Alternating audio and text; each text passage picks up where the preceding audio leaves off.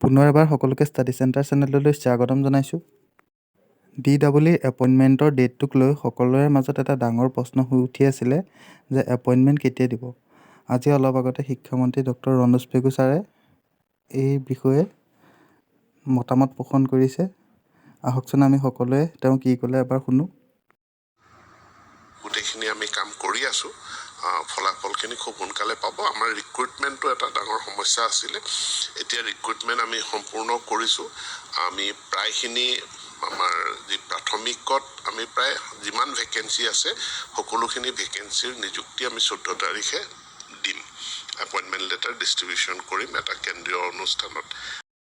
অৰ্থাৎ 14 মে' তাৰিখে অন্য ডিপাৰ্টমেণ্টসমূহৰ লগতে LPUPৰ শিক্ষকৰ যে নিযুক্তি প্ৰদান কৰিব, সেয়া অলপ আগতে শিক্ষামন্ত্ৰী মহোদয়ে প্ৰকাশ কৰিছে। সকলোলৈকে মোৰ ফালৰ পৰা শুভেচ্ছা থাকিল।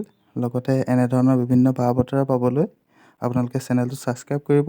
ধন্যবাদ।